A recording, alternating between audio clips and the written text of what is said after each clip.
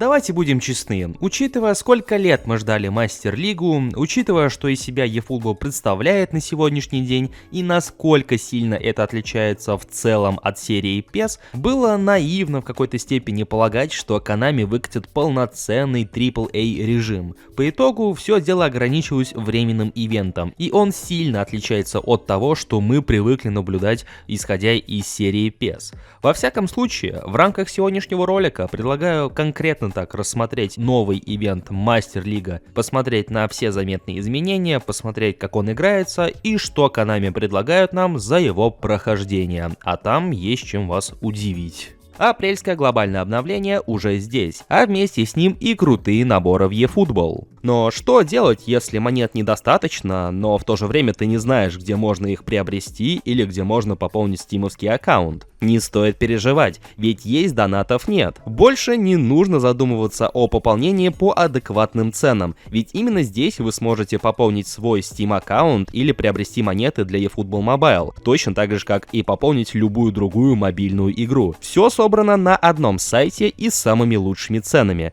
и можете быть уверены, что сможете пополнить свой баланс быстро, выгодно и безопасно. Для каждого товара на сайте расписана подробная инструкция по активации, а поддержка всегда готова прийти на помощь с любой проблемой.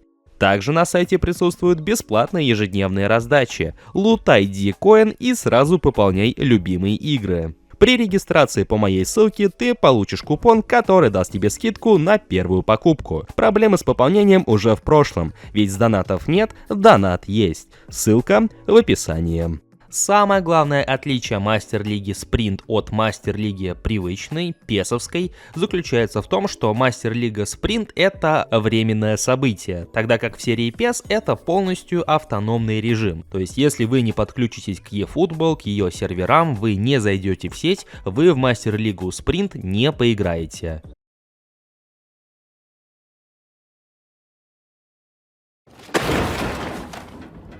Доступна она в игре также ограниченное время, и Konami не сообщают, когда в следующий раз этот ивент снова появится в игре, и появится ли он вообще. В отличие от привычной Мастер-лиги, вне зависимости от вашего выбора команды, лиги, вы все равно начинаете с фейковым составом Мастер-лиги, с Кастола, Минданда, Иваровым и прочими подобными ребятами. И в принципе для тех же ветеранов этого режима это не что-то прям такое, знаете, из ряда вон выходящего. Во всяком случае, во времена PES 6, PES 2008, PES 2010, по сути, так дела и обстояли. Это только с появлением более современных частей из разряда 12, 13, 14 мы стали играть уже больше клубными составами, нежели этими фейковыми ребятами. Но да, по сути, надобность в лицензиях она отпадает, учитывая, что мы не совсем придерживаемся реальной концепции карьеры тренера. По этой же причине в этом ивенте отсутствуют какие-либо сторонние кубки, будь то национальные кубки той или иной страны, в чьей лиге вы играете, или же клубные турниры, наподобие Лиги Чемпионов, Лиги Европы, Лиги Конференций и так далее. То есть вы играете только сезон в рамках конкретного чемпионата. При том, что слово «играете», оно, наверное, даже слишком громко сказано, потому что от «играть» здесь только одно лишь слово и не более того, ибо большинство матчей вы даже не будете играть, вы будете их пропускать, и вы даже самостоятельно не сможете выбрать, когда вы его пропустите, этот самый матч, а когда вы его сыграете. То есть большая часть матчей просто пропускается быстрым расчетом результата, как искусственный интеллект решит по итогу распорядиться. Отдать вам победу или же сделать какой-то другой результат. И только 3-4 матча, но это прям сильно преувеличивая, вы сможете сыграть за 15-10 туров. И это как минимум странно, учитывая, что данный ивент не располагает каким-то сторонним функционалом, который мог бы завлечь игрока,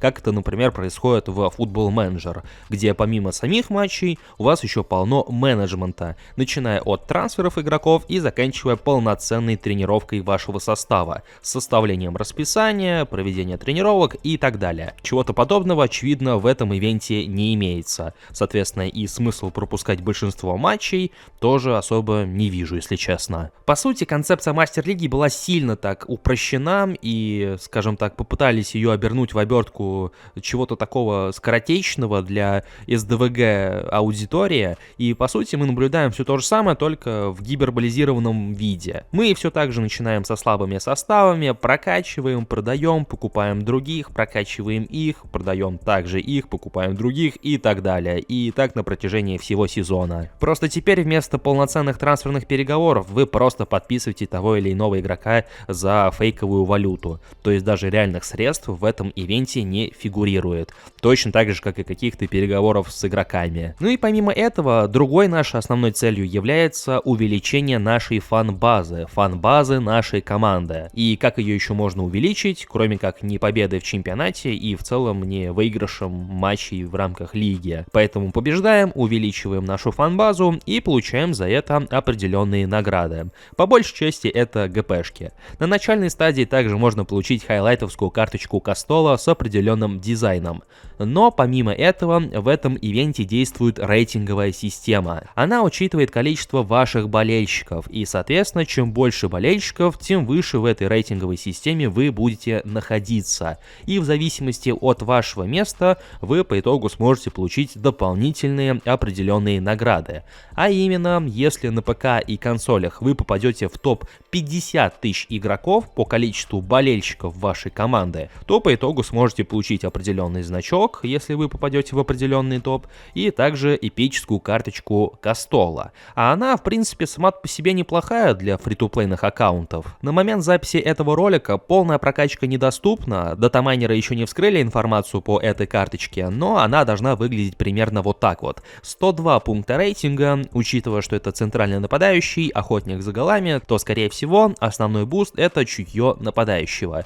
Даем такой же буст и получаем 102 пункта рейтинга. В принципе, разброс цифр для нападающего неплохой. Чего-то сверхъестественного нет, но, в принципе, сам по себе Кастола выглядит тоже неплохо. Учитывая специальный дизайн, в принципе, почему бы и нет?